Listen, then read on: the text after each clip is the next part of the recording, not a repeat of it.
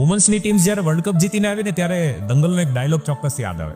ચોરિયા ચોરોं से कम है કે કોઇન્સિડન્સ તો જુઓ, 52 વર્ષના ઇતિહાસમાં પહેલી વાર આ વર્લ્ડ કપનું ટાઇટલ, આ ખિતાબ, આ સિદ્ધિ પ્રાપ્ત થઈ છે, અને એ પણ 52 રનથી.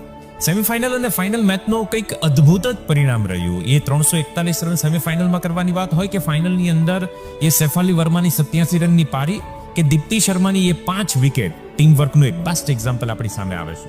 વિશેષ ગર્વ અને એક્ઝામ્પલ ચોક્કસ એટલે લઈ શકાય કે અહીંયા વુમન્સ ટીમના જેટલા પણ પ્લેયર છે ને, એને જ્યારે ક્રિકેટની શરૂઆત કરી હશે ને ત્યારે નજીકના પરિવારના, એ ગામજનો, એ સ્વજનોએ ઘણા ના પાડી હશે. તગડી કોમ્પિટિશન જે આપણાથી ન થાય, કેમ કે અનેક તકલીફોનો સામનો કરીને આ વુમન્સની ટીમ અહીંયા પહોંચી છે. આ તો જીત્યા છે એટલે બધા વાતો કરે છે, નહીંતર સાચો સંઘર્ષ તો એ ટીમ અને એ ટીમના પ્લેયર જ જાણતા હોય છે. અને વાત પણ ચોક્કસ સાબિત થાય છે કે જો મનથી નક્કી કરીએ ને તો સમય લાગે છે, પણ જીત તો એક દિવસ ચોક્કસ મળે છે.